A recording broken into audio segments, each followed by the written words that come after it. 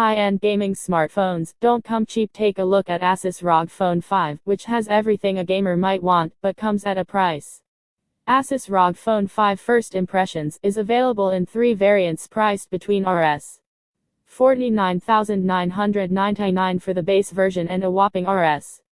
79,999 for the top of their line ROG Phone 5 Ultimate. Subscribe to our channel. But most casual gamers don't necessarily need that kind of hardware, so Poco came up with the F3 GT Review, which is currently a solid contender in the mid-range gaming space with prices starting from as little as Rs. 26,999. Now, we also have a smartphone from Realme that's priced similarly but does not scream gaming, like the Poco F3 GT. It has no trigger buttons and no RGB lighting, and is available in bold, as well as subtle colors. So, without the gaming thrills, does it fulfill the needs of the mobile gamer? And, does it go a step further to become an all-rounder? Realme GT Neo 2 Design. The Neo Green Realme GT Neo 2 unit that I received for review has a unique dual-tone glass back panel. The green part has a soft, matte finished texture, while the 2 black stripes that run all the way down the panel are glossy. Being made with multiple sheets of glass, the back panel does not pick up fingerprints and makes this device quite easy to grip, which is good for a smartphone that's mostly going to be used by gamers. The Neo Blue and Neo Black options don't have such stripes, and while the former has a gradient, the latter is completely plain. So the Realme GT Neo 2 sits differently in the company's range in Europe to how it does worldwide. This could lead to confusion for loads of people in the West who are still struggling to work out which members of the GT line are, and aren't, available to them. Either way, this is a solid low-cost Android phone, which has some key changes from the original Realme GT, but a clear common design theme. This is a bigger phone than the others in the GT family, both in its body size and weight. This affects the hand feel, as does the fact that it has a glass back unlike the optionally fox leather original.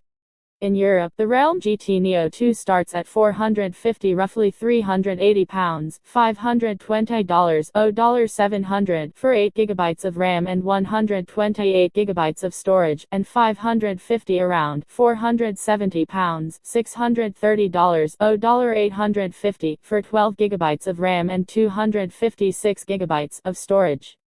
Notably, that makes it the same price as the original Realme GT, at least for the 8GB/128GB version, though the GT didn't come in a 12GB/256GB model in most regions. The main trade-offs between the phones are that the GT has a smaller display and battery, but a more powerful processor and cleaner software. The cameras are the same. The handset weighs 200g, which is a fair amount for a smartphone, and the back is glass instead of fox leather like you could optionally get the GT in, though that phone had a glass model. These factors combine with the bigger display to make the handset feel substantially heftier than its predecessors. One of our favorite aspects of the Realme GT was its great hand feel, as the device wasn't too big, and the fox leather rear felt great to grip. By losing both these perks, the GT Neo 2 isn't as comfortable to hold. If there is one clear common point the GT Neo 2 has with the GT, it's the appearance, with a vibrant green rear broken up by a jet black racing stripe. The GT we tested was yellow, but was similar otherwise. Well, that's the GT Neo 2 that Realme is plastering on its promotional materials, and that we tested, but pure blue and black versions are also available. The phone has a USB port, but no 3.5mm headphone jack. There's a power button on the right edge and a volume rocker on the left one, and on the back 3 rear cameras and 2 LED flash modules are housed on a slightly protruding bump. A design feature we should point out is the in-box case. While most phones come packaged with cheap, feeling see-through silicone shells, the GT Neo 2 comes with a tougher protector. That means you probably won't need to buy a separate case. Cameras and battery life. The Realme GT Neo 2 has the exact same cameras as the GT, right down to the same sensors and lenses. That means there's a 64MP main, 8MP ultra-wide, 2MP macro and 16MP selfie camera. In our Realme GT review we were impressed by the main and ultra-wide cameras, but found the macro a bit redundant, and missed the presence of a telephoto snapper for zoom shots.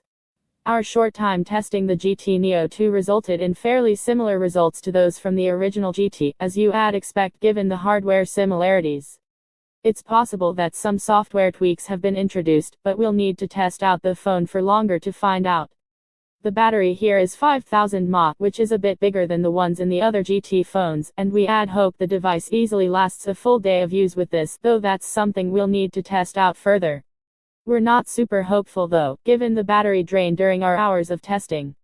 Saying that, phones often take a while to even out their power distribution after being set up, as they download all the apps and updates, so when the power consumption evens out we'll update this review.